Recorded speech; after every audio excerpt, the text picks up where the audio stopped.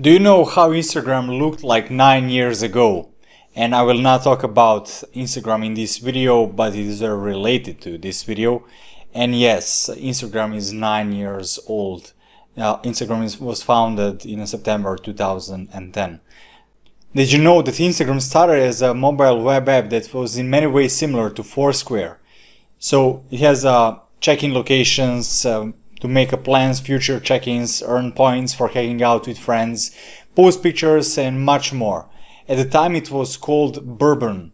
A few weeks later the idea pivoted. In the words of co-founder Kevin Systrom, I quote, "We decided that if we were going to build a company, we wanted to focus on being really good at one thing." They saw mobile photos as the opportunity. So they cut everything from Bourbon app except for its photo, comment and like capabilities. What remained was Instagram. And the rest, well, the rest is just history. One of the reasons Instagram was so successful is because they removed what was known as product depth. So by focusing only on the core features that many users needed and wanted, they have narrowed down to one specific niche, and from there they started with that group of people that was eager to share or spread the message about Instagram. So they have removed complexity, thus reducing the technical depth. Code didn't have to be rewritten by scaling down the line because most of the things just needed to be removed. So they stayed lean. It refers to a total cost of holding inventory such as storage, shipping, staff, depreciation and opportunity cost. And carrying costs are decreased when no excess of inventory is held at all, effectively working as just-in-time production system. So there is nothing left to depreciate over time. So that means that the maintenance of everyday things means losing time to understand how products work, putting it away after using, regular check-in if they are still properly functioning, and cleaning every now and then. So that true cost also exists in our personal lives. It costs us because it requires our time, focus and money. So in tech you minimize this by reducing or eliminating the most of the stuff so that we have just core features. In retail we have that just-in-time productization or the process, but now the real question is how we can do or achieve this in our personal lives so that we can actually live a lot better or less stressful life. So this is just a small cost per se from the personal experience. When I just started with freelancing, I had 2 big monitors and also a laptop on the side. Then I had a tablet and also, of course, I had a phone. Then I had a lot of fancy shoes and I want to buy an expensive car. And all of that is actually not important at all. I was thinking, okay, if I have 3 monitors in front of me, I will be more productive. No, I wasn't more productive. Then I thought maybe I will use all these fancy shoes. No, I didn't. I used only 1 pair of shoes majority of the time. And also for the tablet, I thought, okay, if I'm creating mobile responsive websites, when I was doing website design only without my agency, so I was thinking, okay, I need to have a tablet because I need to see how websites are responsive without thinking that you have actually tools online that you can use on your computer to simulate that. So all of that is actually an excuse to buy some superficial stuff that you actually don't need. So that is the real cost from the personal experience. So the conclusion is having more than you need won't make you happy. And I will give you also an example. When I bought the 4th pair of headphones, I really like to listen to music, especially when I'm working out or when I'm actually working. Then you buy 1 pair of headphones, then you find a 2nd pair of headphones that is a little bit better than the first one. Then the 3rd one that also has a noise cancelling function. Then you buy a 4 pair of headphones. And what is actually happening that those headphones won't provide you as much satisfaction as the first ones, but it might also lead you to dissatisfaction. This also comes down to other things in our life. So the more you have things that are very similar to what you already own, the less you will appreciate the entire category of this stuff in general. So just think about if you really need to buy extra pair of headphones, or you need to buy second tablet, or that you even need to have a tablet, or that you need a second monitor. Will you actually be productive or not? So just ask those questions yourself, or maybe do you actually need a second car or second bike, whatever you think to buy, like that is the second thing to do. Just think about that, so that you don't have like additional stuff that will not give you some proper benefits, and it will be more like a baggage than benefits over time. Usually you will end up worse off with one of these two variables, time or money.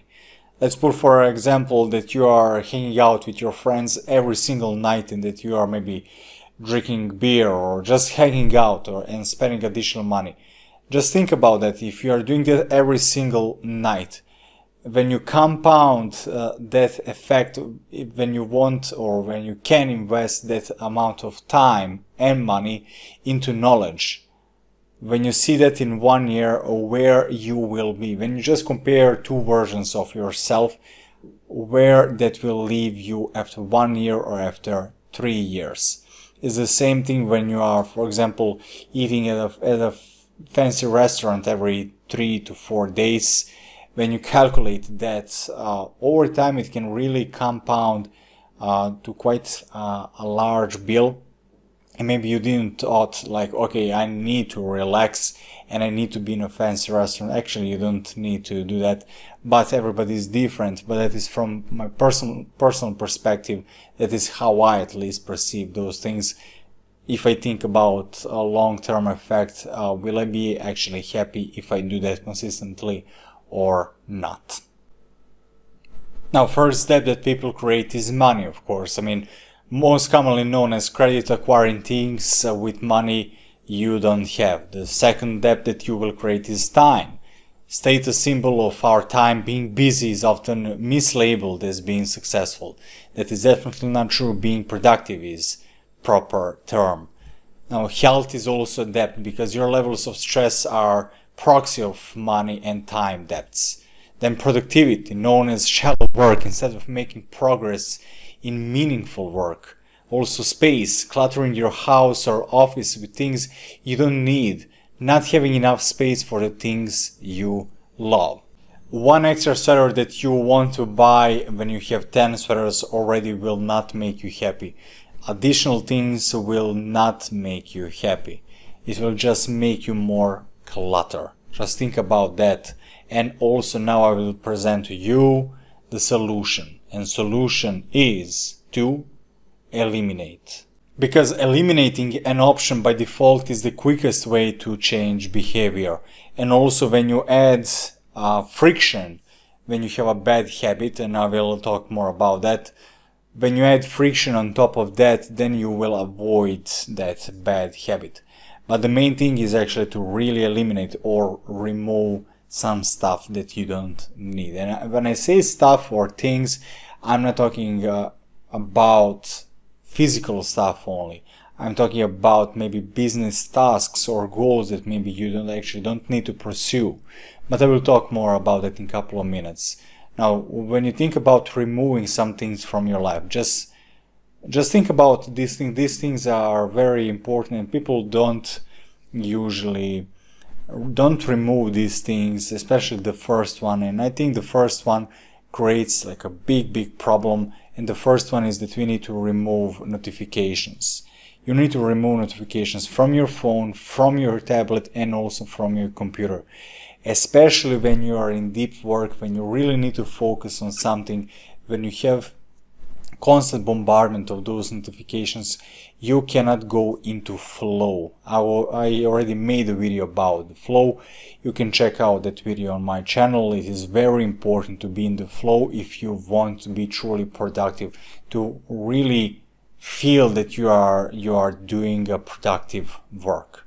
So second thing is to remove people that you don't want to be around, and you don't need to be a good boy or a good girl. If you don't like to be around someone, you don't need to be around them. This is your life and you need to be happy and you need to please everybody. Now, third thing to remove is car. I mean, if you live in a big city, you don't need to have a car, because when you just think about it, you need to pay for parking tickets, you need to pay for maintenance, you need to pay for registration. So there is a lot of hassle with that. So and also it gives you like extra mental stress to think about your car. If you live in a big city, you have public transport, you can buy a bike and just ride a bike, you will be a healthier person. And also if you need to go somewhere a little bit in bigger distance within your city, you can just take a cab. So it is simple as that. But still, if you want to have a car, you don't need to buy like very expensive car. But that's just my personal opinion, how I see that you can simplify your life and have less stress. Now, the fourth thing is fast food. This is plain and simple. You don't need to go into fast food and chain restaurants and buy food. When you are with your friends, if you really want to, you can go into fast food restaurant. But my recommendation is, even then, you don't need to go into fast food restaurant. You can just be with them, but you don't need to buy food in fast food restaurant. You can prepare food for yourself, or you can choose a healthier option in some normal restaurant. So that is just my perspective or point of view on that. And fifth thing is credit card debt. Plain and simple, go to your bank and eliminate or remove any credit cards that you don't need. And if you can pay out your debt, pay it as fast as possible. You don't want to have any baggage, especially that financial baggage that you don't need to have. And there are two ways that how you can remove stuff that you don't need as a basic things. First one is storing things, and that first one is a little bit more radical and it takes more time. And the second one is Pareto principle, and it can be done right away, and that is a good thing, but it takes your truthful perspective and analysis to do this properly. And usually people don't do this properly, but I will explain you both of these approaches or ways how you can eliminate stuff that you don't need from your life. Now, the first one is sorting things.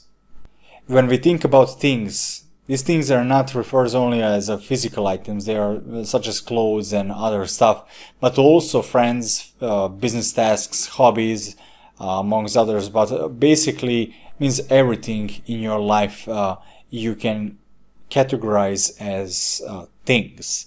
This is a psychological hack. You're going to have a hard look at the things in your life and decide what you love, what you like, and what you dislike. If it's a physical, put items in a category in your bed or on your table. And now here is an example when we put or sort out things on our table. Literally and physically on our table, you can sort these things out. So, for example, grab all your clothes and start sorting them into 3 physical piles: love, like, and dislike. Even if you have just one item, doesn't matter what it is, put it in one of these categories. And also you can sort this out not only for physical stuff, as I said, you can do this, for example, for hobbies. And you can just write this down. You have 3 columns and write down love, like, and dislike. And now, when you have these categories, now we'll refer back to physical stuff, whatever is in dislike category, so that part of the table, you can simply eliminate. Just remove it from your life. You don't need it. Just donate it, just get rid of it. Now you have 2 categories. You have love and you have like. Now, when you have that physical stuff in your closet that is in category of like, just give it 3 months buffer time. If you really need some t-shirt that is in category of like, you will take it out from your closet.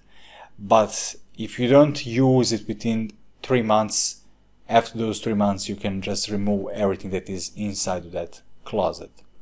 That way you will just have everything that is in love category. This is the same thing, for example, with hobbies. whatever was in a category for like.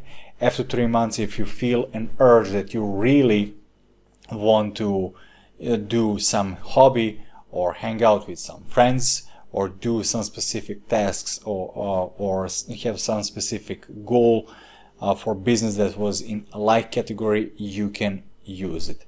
If it just stays there for 3 months, you can just eliminate it from your life.